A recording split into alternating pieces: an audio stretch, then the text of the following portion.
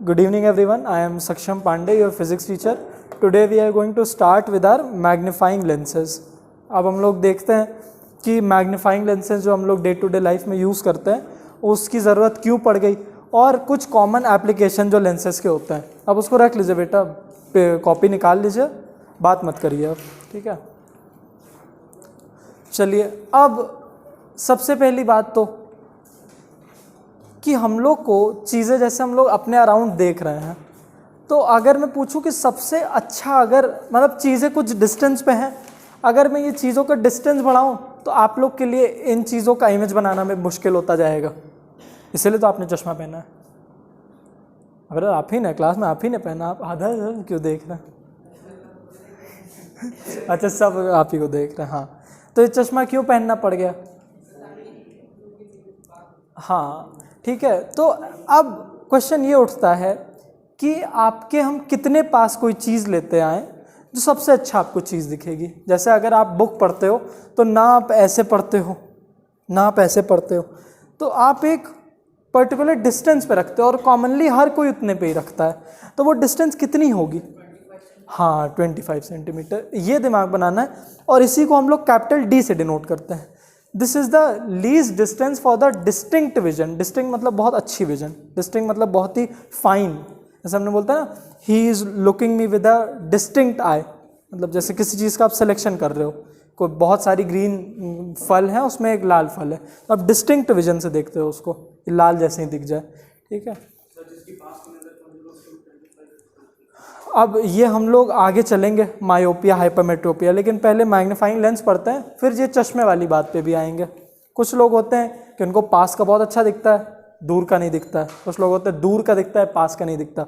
तो किसके लिए कौन सा लेंस यूज़ होगा चश्मे में, कॉनकेव की कॉन्वेक्स?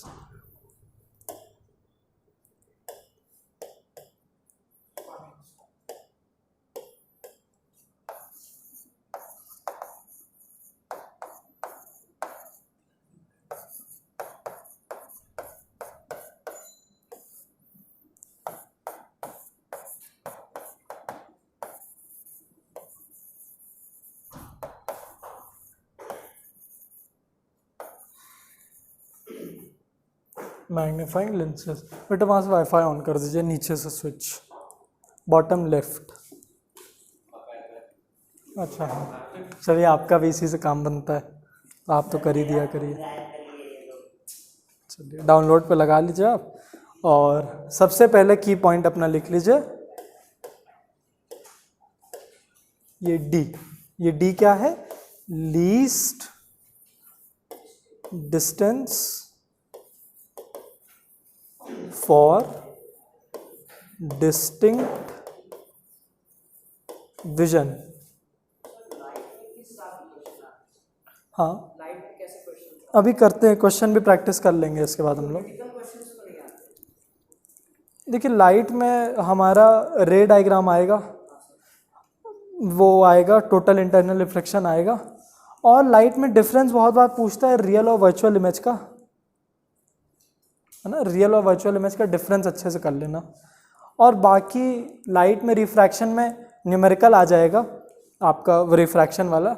रियल अपरेंट डेप्थ का न्यूमेरिकल आ सकता है. हाँ, तो करना पड़ेगा. अब देखते हैं किस लेवल का पेपर बनाते हैं ये लोग. बोर्ड्स में तो जनरली लाइट से ये रे डायग्राम बहुत कॉमन है, मतलब आता ही आता है.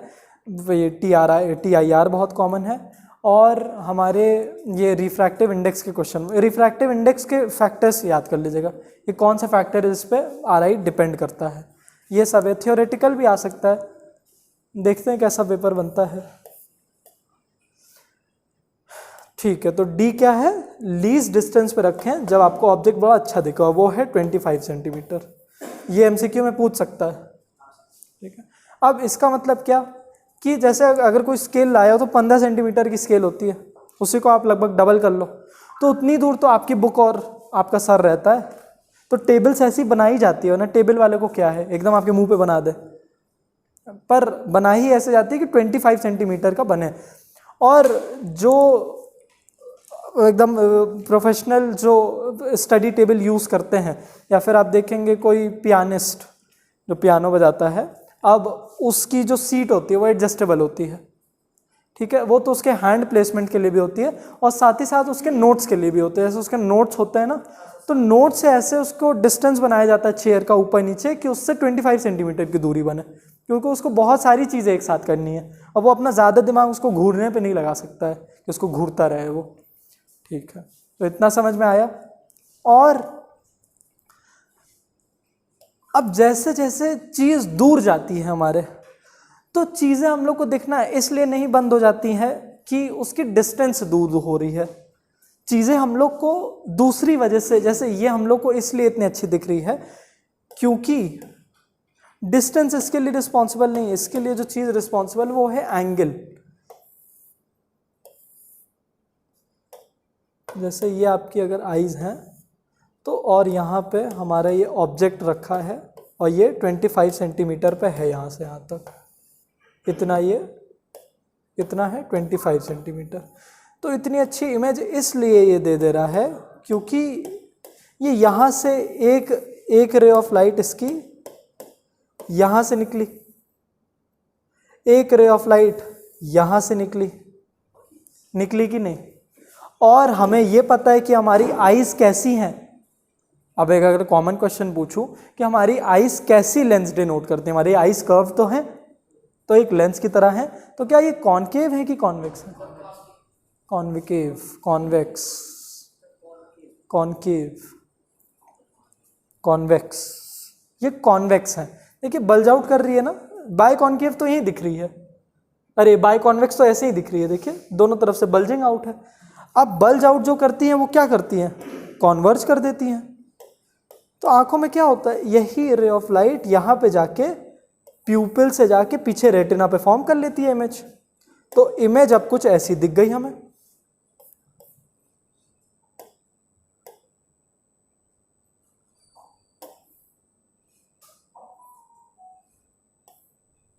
ये ठीक है। अब जो ये 25 सेंटीमीटर था, इसने क्या किया, यहाँ पे जो एंगल फॉर्म करवाया, अगर इस एंगल को एक अननोन एंगल में थीटा बोल दूं, ये इस एंगल की वजह से ये बहुत अच्छा इमेज बन गया।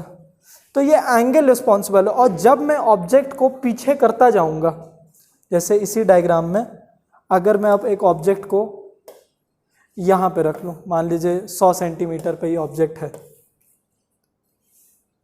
अब इसका एंगल बिना बनाए कोई बताएगा कि क्या ये एंगल ज़्यादा बड़ा बनाएगा कि एंगल छोटा बनाएगा? छोटा, बहुत बढ़िया। तो बेटा इसको फॉलो भी कर लो, रिंगटोन लगाओ, इसको फॉलो भी तो कर लो। ठीक है, थीटा एंगल छोटा होता जा रहा, और अगर मैं ये ऑब्जेक्ट को पास में रख दूं तो थीटा एंगल कैसा होगा, बड़ा हो जाएगा। यही अब आपको चीज़ें क्लियर हो रही हैं कि जैसे जैसे आप चीज़ पास लाते हो, ये एंगल जो ऑब्जेक्ट बना रहा है, जैसे ये पेन है, अगर आप लोग एक पेन पकड़ो तो आप पेन को बहुत दूर रखो, छोटी दिखेगी, पास लाओगे बड़ी दिखती जाएगी। ये क्यों है? क्योंकि इसका एंगल बड़ा होता जाएगा।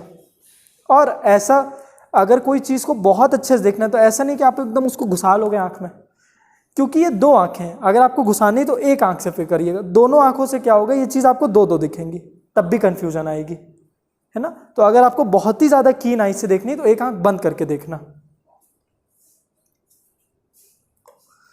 ठीक है, तो इसका एंगल बहुत बड़ा बनेगा, इस वजह से इमेज भी और बड़ी बनेगी।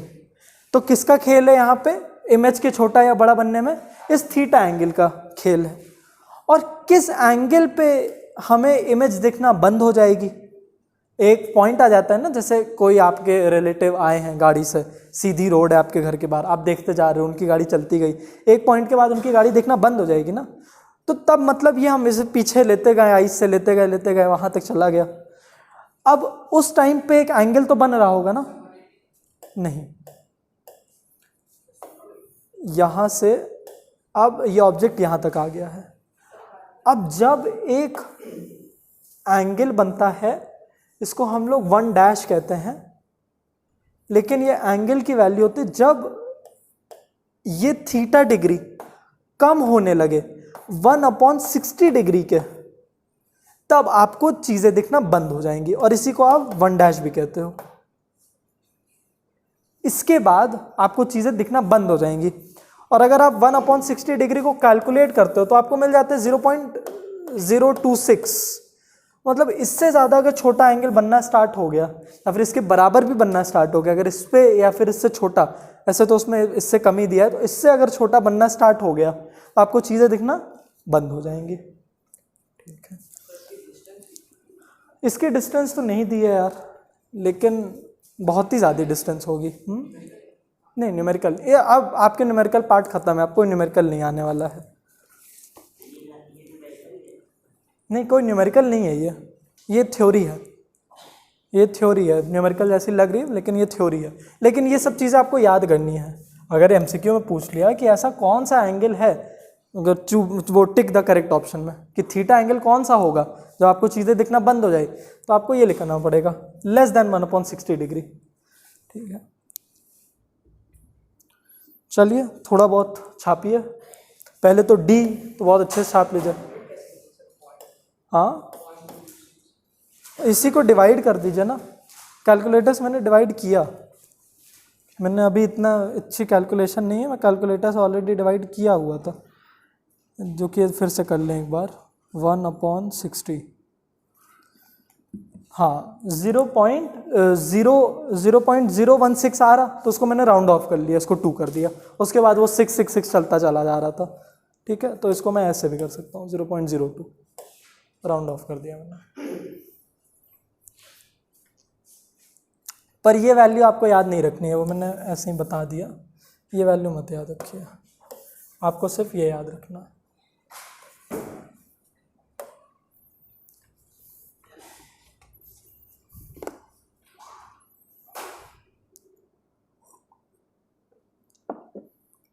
ठीक है, तो अगर थीटा डिग्री 1/60 डिग्री छोटा होता है तो कोई इमेज बनेगी रेटिना पे? नहीं बनेगी। अब अगर फिर से हमें वो चीज़ देखनी है, जैसे कि आप अगर स्टार्स को देखते हो, कुछ स्टार्स आपको नहीं दिखेंगे, एक इंसान टेलीस्कोप लेता है उसे दिखने लगेंगे, तो अब क्या ऐसा हो गया, डिस्टेंस तो वही थी।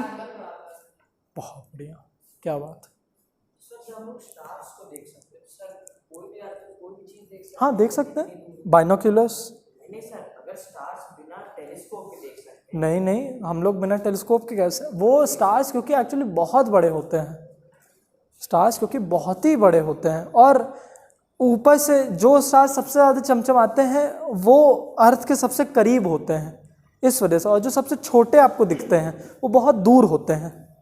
और आप देखेंगे कुछ लोग वही स्टार को देख पाते हैं, कुछ नहीं देख पाते, वो तो आइस की भी प्रॉब्लम होती है।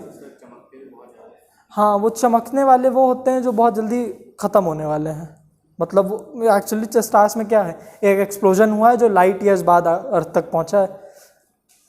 लाइट्स में स्टार्स क्या है, एक्सप्लोजन वहाँ पे हुआ है और वही उसी के लाइट ईयर्स बाद यहाँ पे लाइट पहुँची है वो वाली। तो जो बहुत ज़्यादा चमकते हैं उसका मतलब कि एक्सप्लोजन बहुत पहले हुआ था, बहुत बड़ा। हाँ, नहीं कर भी सकता है, नहीं भी कर सकता है, क्या पता वो एक्सप्लोजन कंटिन्यूस चलता चला जा रहा है। क्योंकि आप देखोगे एक कॉन्स्टेलेशन जो आप अपने सर के ऊपर देखते हो, वो कॉन्स्टेलेशन आप जब से बड़े हुए तब से आपको दिखता ही दिखता है। जब एक अच्छी स्टार्स वाली इवनिंग होती है, जब उतने क्लाउड्स ना हो। कभी आपने कोई कॉन्स्टेलेशन देखा है? मैंने तो देखा है, अभी निकलेंगे आप लोग छत पे देखिएगा, कॉन्स्टेलेशन जो रहते हैं वो 20 साल से जब से मैं देख रहा हूँ तब से तो वो है कॉन्स्टेलेशन। चलिए ऐसा वो सब, इसमें कोई सिग्निफिकेंस नहीं रोल प्ले कर रहा है। इतना कर लिया। तो अब जो अवरेल ने आंसर किया था कि अब कोई बहुत दूर की चीज़ हम लोग क्या कर दे रहे हैं, अब उसके पार हम लोग टेलीस्कोप, बाइनोक्यूलर्स, अलग अलग तरीके के बाइनोक्यूलर्स क्या हैं, हम लोग लेंसेज हैं, बाकी का इंस्ट्रूमेंट भूल जाइए, सिर्फ जो मेन चीज़ है लेंसेज, कैमरा।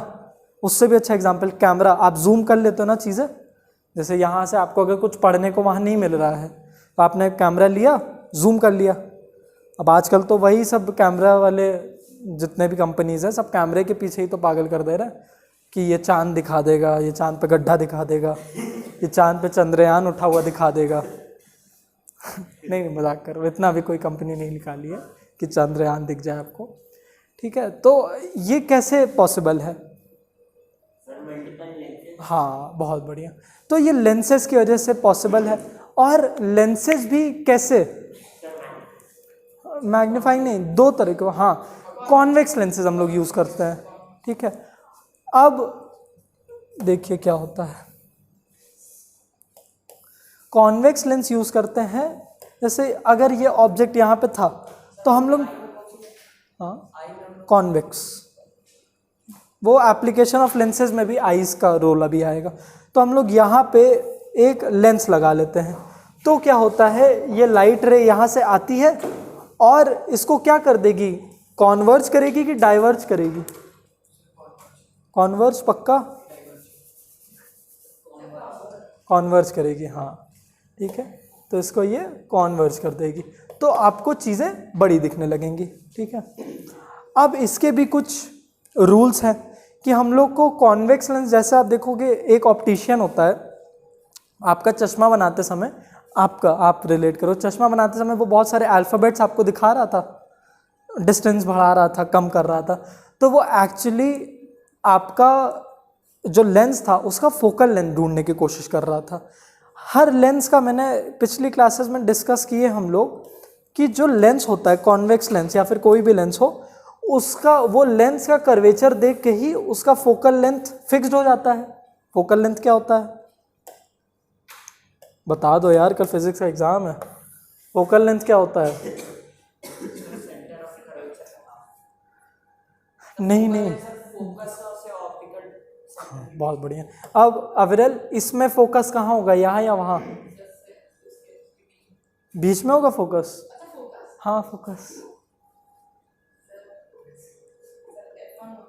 F1 यहाँ पे होगा, ठीक है। तो यही अपना प्रिंसिपल फोकस आ गया। नहीं बेटा, प्रिंसिपल फोकस यहाँ पे होगा, ठीक है। F1 आपने सही बता दिया, लेकिन हमेशा याद करना F2 जो सेकंड फोकस होता है वो प्रिंसिपल फोकस होता है। ऑब्जेक्ट को यहाँ पे रखा जाएगा और आंखें यहाँ पे होंगी, और ये अब जो काम होगा वो वैसे चलेगा। तो प्रिंसिपल फोकस ये होता है, यहाँ से लाइट रे के ऐसे जाएंगी, ठीक है। तो प्रिंसिपल फोकस कहाँ? यहाँ। और कॉन्केव में उल्टा, प्रिंसिपल फोकस इधर आ जाता है उसका। ये जब नहीं याद किए हो तो रे डायग्राम कैसे बनाओगे? हाँ बनाना बेटा, और इसका खास ध्यान रखना, ये F2 इधर ही लिखना, वरना रे डायग्राम पूरा सही बनाए हो, F2 अगर F1 यहाँ पे लिख दिए ना तो आधा मार्क्स तो वहीं काट लेगा। बहुत मेजर चीज़ है ये F2, ठीक है। और आयुष बेटा O कहाँ पे होगा? अब इसमें रूल क्या है कि जो हम लोग ऑब्जेक्ट रखेंगे वो ऑब्जेक्ट होना चाहिए हमेशा फोकस और ऑप्टिकल सेंटर के बीच में, यहाँ पे। और जो हम लोग कॉन्वेक्स लेंस यूज़ कर रहे हैं, जितना ज़्यादा आपको मैग्नीफाई करना है उतना ज़्यादा इसका फोकल लेंथ छोटा होना चाहिए। क्या बोला मैंने? जितना ज़्यादा आपको मैग्नीफाई करना है उतना ज़्यादा इसकी आप फोकल लेंथ को छोटा करते जाओ। मतलब इनवर्स रिलेशन आया कि अगर हम फोकल लेंथ को छोटा कर रहे हैं तो मैग्नीफाइंग बढ़ रही है ना, फोकल लेंथ हम छोटा करते जा रहे हैं। जैसे उसमें बताया है कि जिस लेंस का फोकल लेंथ है 100 सेंटीमीटर, 100 सेंटीमीटर बहुत दूर फोकल लेंथ है, वो लेंस का मैग्नीफाइंग है 1.25, इतना मैग्नीफाई कर रहा है। और जिस लेंस का फोकल लेंथ है सिर्फ 5 सेंटीमीटर, उसकी मैग्नीफाइंग पावर है 6 की, 6 गुना मैग्नीफाई कर दे रहा। अब ऐसा क्यों? देखिए फोकल लेंथ किस पे डिपेंड कर रहा है, इतनी थ्योरी दी नहीं है लेकिन समझ जाते हैं, क्योंकि एग्जाम नहीं, हम लोग तो बोर्ड्स के लिए पढ़ रहे हैं, तो बोर्ड में जितना ज़्यादा कॉन्सेप्ट क्लैरिटी हो उतना अच्छा। ये फोकल लेंथ डिपेंड करता है कि एक लेंस कितना ज़्यादा कर्व्ड है। जितना लेंस, जैसे आप देखो कि जिसकी आंखें बहुत ही ज़्यादा कमज़ोर है उसका चश्मा कुछ ज़्यादा ही ऐसे गोल सा होता है, उसके कर्वेचर बहुत ज़्यादा होता है, तो उनका कर्वेचर तो बहुत ही कम है। बाइनोक्यूलस बहुत ही ज़्यादा कर्व्ड नहीं होते हैं, एकदम ऐसे होते हैं। लेकिन हम लोग जो नॉर्मल चश्मा यूज़ करते हैं वो सिर्फ ऐसा होता है ना। उनका भी लेंस देखिए सिर्फ छोटा सा है। अब बाइनोक्यूलर्स तो है नहीं, लेकिन फ़ोन के अंदर जो छोटा सा लेंस आपको दिख रहा है उसका कर्वेचर देखने की कोशिश करें, बहुत ज़्यादा गोल है। हाँ ठीक है, ये भी स्फीयर है लेकिन बहुत बड़ा स्फीयर बनेगा ये। अब इससे होता क्या है, जितना ज़्यादा आप कर्वेचर बढ़ा दोगे, जैसे इस लेंस का आपने इतना कर्वेचर रख दिया है, तो लाइट रे क्या करेगी, बहुत जल्दी गिर जाएगी यहीं पे, तो इसका फोकस यहाँ आ जाएगा, तो इसका फोकल लेंथ क्या हो गई, छोटी, और वहीं इसकी फोकल लेंथ क्या हो जाएगी, बड़ी हो जाएगी, क्योंकि लाइट रे आएगी और बहुत दूर गिरेगी। हाँ, तो ये जो 100 सेंटीमीटर वाली थी, ये कैसे होगा, इसमें ज़्यादा कर्वेचर होगा कि कम, कम होगा, ठीक है, ये कुछ ऐसे बनेगी, और ये वाली एकदम ऐसे बनेगी। हाँ ठीक है, ठीक है, बहुत बढ़िया। अब देखिए, अब ये हम लोग क्यों किए हैं कि ऑब्जेक्ट को हम लोग को फोकस और ऑप्टिकल सेंटर के बीच में रखना चाहिए, क्योंकि हम लोग जब रे डायग्राम्स बना रहे थे तो उसमें हम लोग ऑब्जेक्ट को लाना स्टार्ट किए इन्फिनिटी 2f, फिर 2f और ये f के बीच में, फिर f पे भी रख दिए, फिर f और o के बीच में रख दिए। तो हम लोग ने ये ऑब्जर्व किया था कि जितना पास ला रहे थे आप लेंस के, उतनी बड़ी इमेज मिल रही थी, और f पे जब आ गई थी इमेज तो कहाँ मिल रही थी इमेज, नहीं f पे कहाँ फॉर्म हो रही थी, चलिए देखें, एक ऐसे गई फोकस से पास की, एक ऐसे गई, नहीं यार, अरे F3 कहाँ से आ गया, 2F पे मेरे ख्याल से बन रही थी, हम लोग तो मेजरमेंट लेके नहीं बनाए, लेकिन जहाँ तक यहीं से देख के पता चल रहा 2F पे बन रही है, देख भी लो, F नहीं, ये मीट नहीं कर रही हैं, ये ऐसे जा रही है और ऐसे जा रही है, तो ये अब इसको जब हम खींचेंगे तो क्योंकि ये पैरेलल दिख रही हैं तो इमेज फॉर्म करेगी इन्फिनिटी पे फॉर्म करेगी, हाँ वर्चुअल इमेज करेगी और इन्फिनिटी पे, तो यहाँ पे तो इन्फिनिटी पे इमेज मिलने वाली है, लेकिन हम लोग को इन्फिनिटी पे तो चाहिए नहीं। तो अब जब इसके इन दोनों के बीच में लाना स्टार्ट किए थे, तब हम लोग को क्या देखने को मिला कि इमेज फॉर्म करना स्टार्ट हो गई on the same side beyond 2f,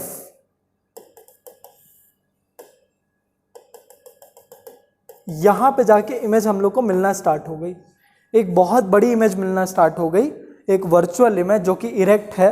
अब इरेक्ट ही तो चीजें देखनी, आप चश्मा पहनो चीजें उल्टी दिखने लगी, रियल देखने का फायदा क्या, अब आपको चीजें अगर उल्टा पढ़ने लगे तो आप कॉपी पलट के थोड़ी ना पढ़ोगे, ठीक है।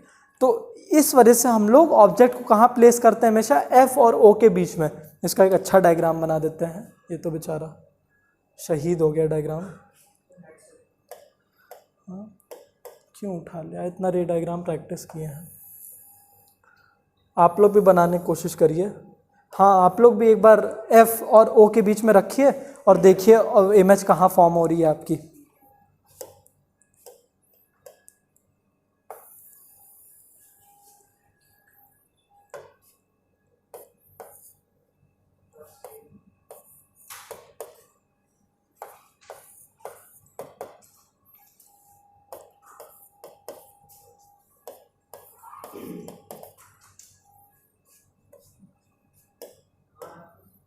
F और O के बीच में जहाँ पे होना चाहिए,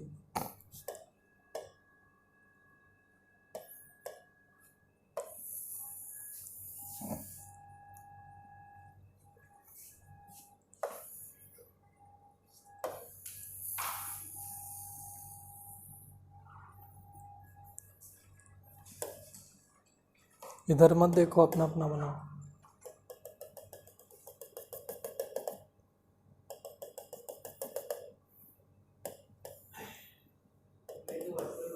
वर्चुअली आनी है,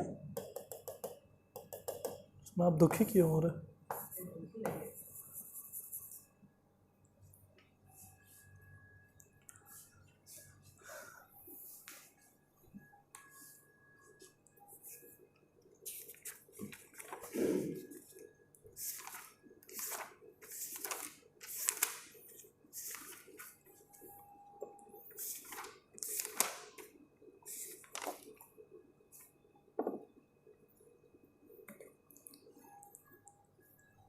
बन गया सबका रे डायग्राम? ठीक है, कहाँ ऑब्जेक्ट मिली, कहाँ इमेज मिली आपको? Beyond to F1, on the same side मिल गई। ठीक है, इमेज के कैरेक्टरिस्टिक बताएंगे? क्रॉस नहीं कर रही है आपकी, कर जाएगी यार। जब आप F1 पे प्ले रखते हो ना तब नहीं वो इंटरसेक्ट करती है, उसके पास जब लाओगे। स्केल से बनाया है कि हाथ से बनाया है? हाँ, तो स्केल से बनाना तो हो जाएगा। बियॉन्ड टू F1 करेगी, इसके बहुत पीछे और बहुत बड़ी इमेज बनेगी। हाँ, क्या कैरेक्टरिस्टिक है? हाँ, सेम साइड, और सबसे इम्पोर्टेंट चीज़ वर्चुअल। हाँ, वर्चुअल होती है तो इरेक्ट होती ही है। तो ये लॉजिक समझ में आया कि क्यों F और O के बीच में रखते हैं। F पे क्यों नहीं रख देते हैं? इमेज इन्फिनिटी पे बनेगी, है ना। ठीक है,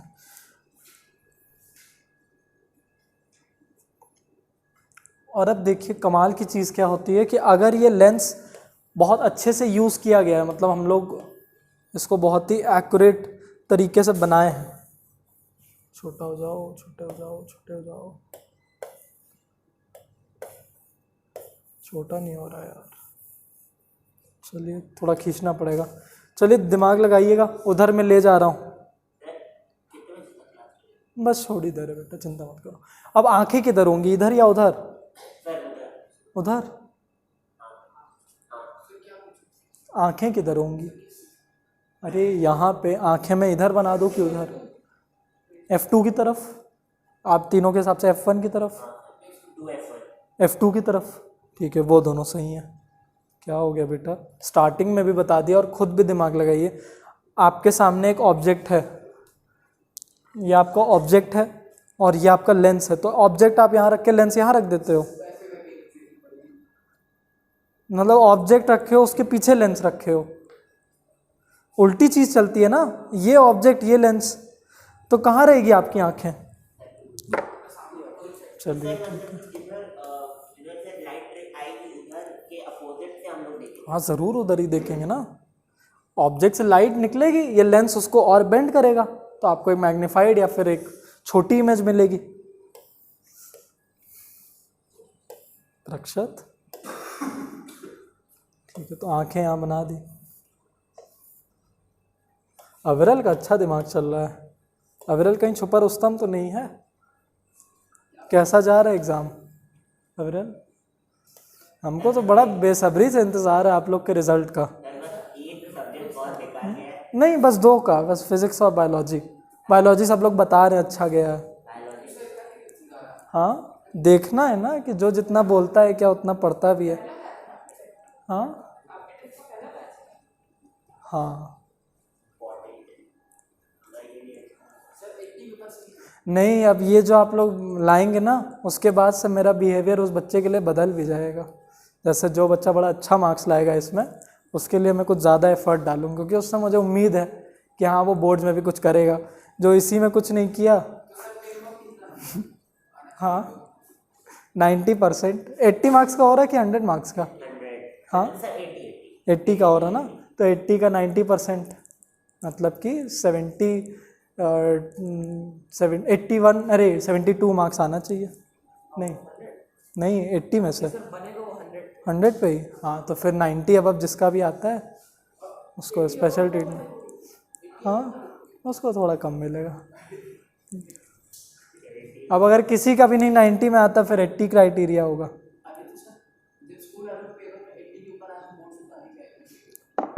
बोर्ड्स का छोड़िए, चलिए आप मत बताइए कहाँ ध्यान दें, आप अपने पे ध्यान दीजिए। आज कहाँ से आ रहे हैं? घर से आ रहे हैं, चलिए अच्छी। हाँ, आँख देख के लग भी रहा था सो रहे थे। ठीक है, तो आंखें जब यहाँ पे होंगी तो अब सबसे अच्छी इमेज कितने डिस्टेंस में मिलती है? 25। तो अगर ये बहुत ही एक्यूरेटली बनाया गया होगा ना ये लेंस, तो यहाँ से यहाँ तक की डिस्टेंस कितनी आ जाएगी? 25 सेंटीमीटर आ जाएगी। ठीक है, ये कॉन्सेप्ट चलेगा, लेकिन ये इतना लास्ट पार्ट नहीं, मगर हाँ ये रे डायग्राम दिया हुआ है बुक में। अगर आप रे डायग्राम देखो तो F और O के बीच में रखा हुआ दिया हुआ है। 128 मेरे में है, आप अपने में देख लीजिए। एग्ज़ाम में छोटी छोटी चीज़ इससे पूछेगा, एग्ज़ाम में इससे कोई बड़ी चीज़ नहीं पूछेगा। एग्ज़ाम में बहुत इंपॉर्टेंट है एप्लीकेशन ऑफ लेंसेज, पूछ सकता है। और इसमें और इसमें पूछ सकता है, इसमें से वही आएगी हमारी MCQ ही आ सकती है कि कितने दूरी पे रखना चाहिए, ये डी इम्पोर्टेंट है इसमें। बाकी तो ये बस कॉन्सेप्ट के लिए इतना हम लोग डिटेल में पढ़ रहे हैं। नहीं, इसके कोई न्यूमेरिकल है ही नहीं। मैग्नीफाइंग पावर को मैं समझाता हूँ। मैग्नीफाइंग पावर हम लोग ऑलरेडी समझ चुके हैं, जो हम लोग ने इन्वर्स रिलेशन डिराइव किया था ना, ये इसकी मदद से हम लोग मैग्नीफाइंग रिलेशन समझ चुके हैं। देखिए, अगर मैं ये अब इस लेंस की अगर मैं मैग्नीफाइंग पावर मतलब होगा क्या, सिंपल भाषा में बोलें तो वो कितना ज़्यादा चीज़ को एनलार्ज कर दे रही है। जैसे इसने इस चीज़ को इतना एनलार्ज किया है, तो अगर मैं लेंस का कर्वेचर बदलता जाऊँ, अच्छा मैग्नीफाइंग पावर पूरे लेंस में सिर्फ एक चीज़ पे डिपेंड करेगी, जो चीज़ कांस्टेंट है एक लेंस की। क्या चीज़ कांस्टेंट है लेंस की? नहीं यार, थीटा नहीं है, फोकल लेंथ, सिर्फ फोकल लेंथ। थीटा कैसे हो सकती है? थीटा तो ऑब्जेक्ट जितना दूर रखोगे उस पर बदलती जाएगी ना, सिर्फ फोकल लेंथ पे डिपेंड करती है। अब फोकल लेंथ हम लोग कैसे बदलते जाएंगे? कर्वेचर बदल के ना, ज़्यादा कर्वेचर कर दो तो फोकल लेंथ छोटी हो जाएगी, और जितनी छोटी फोकल लेंथ उतनी ज़्यादा मैग्नीफाइंग पावर। इन्वर्स रिलेशन याद रखना, ये क्या पता पूछ ले, जितनी छोटी फोकल लेंथ उतनी ज़्यादा उसकी मैग्नीफाइंग पावर। अब ऑप्टिक्स में तो एक बहुत बड़ा आपके साथ बेनिफिट ये है कि अगर कुछ नहीं समझ में आ रहा तो रियल लाइफ चीज़ों को देखने लगो, आप खुद ही का देखने लगो कि अगर मेरे चश्मे में ज़्यादा ये गोल गोल होता तो मुझे चीज़ें और बड़ी ना दिखने लगती। जैसे जितनी भी बहुत जैसे टेलीस्कोप जो होता है उसका एकदम ही ये पूरा ही गोल होता है। किसी ने बाइनोक्यूलर्स देखे हैं? बहुत ज़्यादा उसमें कर्वेचर होता है। वो बाइनोक्यूलर्स क्या कर देते हैं? फोकल लेंथ छोटी कर देते हैं। फोकल लेंथ ही मेन है इसमें।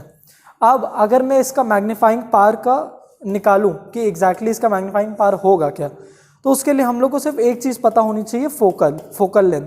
तो इसका होता है 1 + d/f, है ना। अब ये पूरा फॉर्मूला समझ में आएगा। इसमें से m है अपनी मैग्नीफाइंग पावर जो ढूंढनी है, d क्या है अविरल, d क्या है? हाँ 25 सेंटीमीटर, लीस्ट डिस्टेंस जिस पे बहुत अच्छी इमेज मिल जाएगी, ठीक है। और फोकल लेंथ उस हम लोग को लेंस की चाहिए होगी, ठीक है। तो ये है हमारा फॉर्मूला, पर इस पे कोई न्यूमेरिकल नहीं है और ना ही ये पूछने की गुंजाइश है इसकी। हाँ, समझाने के लिए कि इन्वर्स रिलेशन है। देखिए ये नीचे भी है तो इन्वर्स तो आना ही है।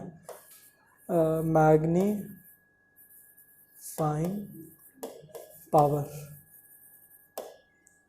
लेकिन अगर चलिए अगर किसी लेंस का हमारा फोकल लेंथ है 10 सेंटीमीटर का, तो उसकी कितनी मैग्नीफाइंग पावर हो जाएगी?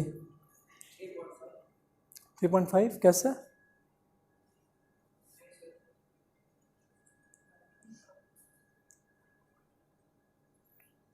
(25/10).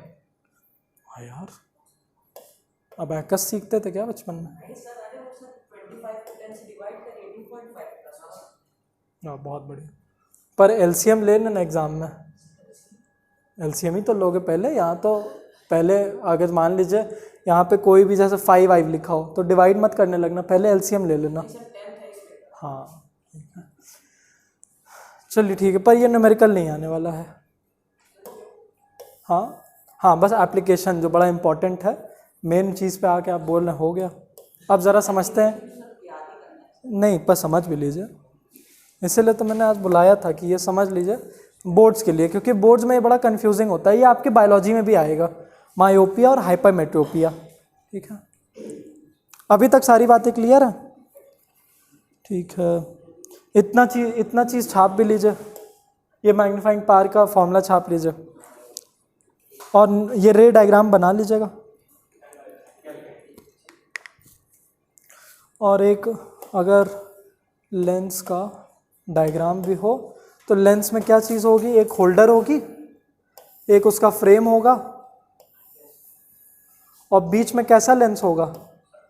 कॉन्वेक्स होगा। हाँ ठीक है, ये अपना कॉन्वेक्स लेंस हो जाएगा,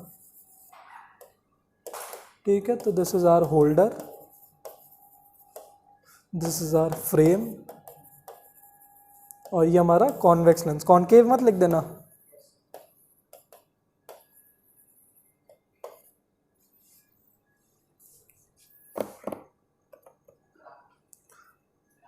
हाँ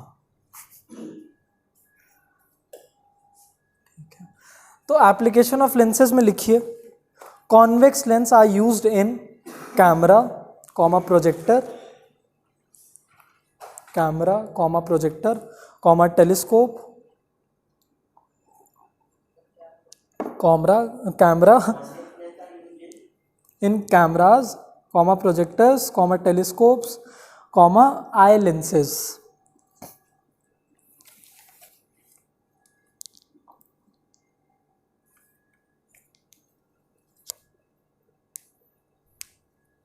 अब दो टर्म लिखिए ऐसे बीच में एरो बना के, हाइपरमेट्रोपिया और मायोपिया।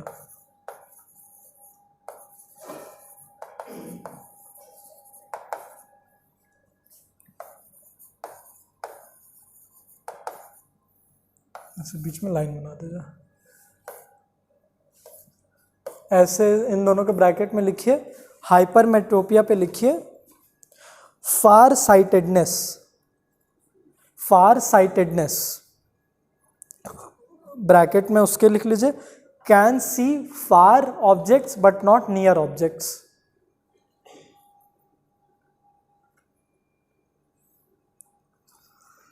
बेटा आलसी कितने हो यार तुम,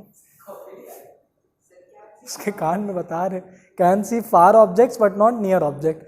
मतलब अगर किसी आदमी को हाइपरमेट्रोपिया है तो वो दूर की चीजें बहुत अच्छे से देख लेगा लेकिन पास की चीजें नहीं देख पाएगा। जैसे अवरल आपको बताया गया होगा ना कि आपकी किधर की नज़र कमज़ोर है। वो हंसते कितना है, एक तो कुछ हम बोले नहीं पर हंसने लगेंगे वो। दूर की नज़र कमज़ोर है, आपको पास की चीज़ें अच्छी दिखती हैं।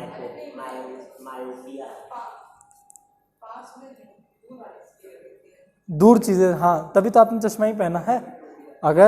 अगर आपको पास की अच्छी दिखती तो आप फिर चश्मा उतार देते, क्योंकि आपके सामने ही तो बुक रखी है।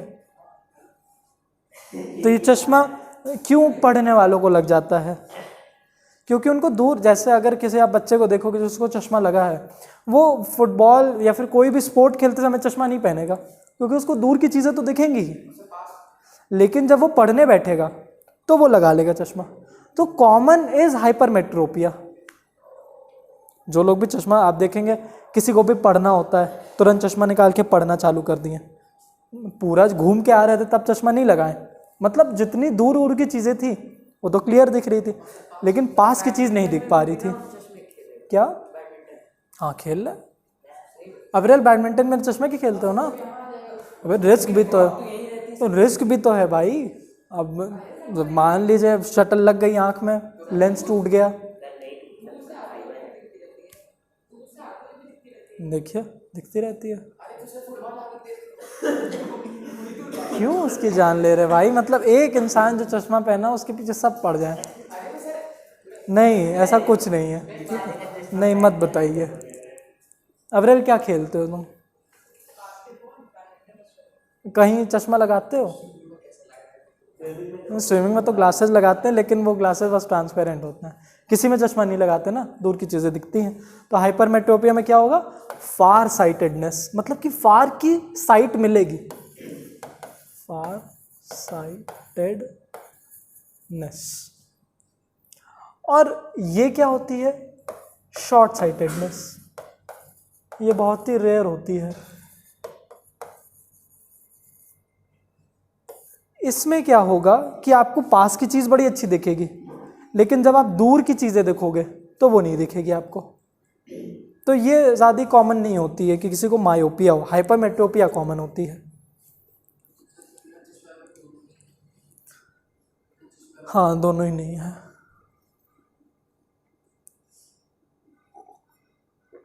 लेकिन ये आप खुद ही चेक भी करते रहा करिए, जैसे दूर की चीज़ें ट्राई किया करिए पढ़ने की। अगर पढ़ पा रहे तो ठीक है, नहीं पढ़ पा रहे तो फिर ऑप्टिशियन के पास चले जाया करिए, ठीक है। हाइपरमेट्रोपिया के लिए यूज़ किया जाता है कॉन्वेक्स लेंस। अरे यार ये तो मेरा क्वेश्चन था कि क्या यूज़ किया जाता है। चलिए ये बता दीजिए कॉन्वेक्स लेंस क्यों यूज़ किया जाता है? नहीं मतलब क्यों यूज़ किया जाता है? कॉन्केव भी तो कर सकते हैं। हाँ कॉन्वेक्स लेंस हम लोग ने देखा वो मैग्नीफाई कर देता है चीज़ों को, वही तो आपको करना है। और इसके लिए क्या यूज़ किया जाता है? कॉन्केव यूज़ किया जाता है। ठीक है, तो कॉन्केव लेंस का एप्लीकेशन आ जाता है तो लिख दीजिएगा कि is used in person having myopia, used in the eye lens of a person having myopia. बस यही दो चीज़ बतानी थी, ये दो चीज़ इंपॉर्टेंट है।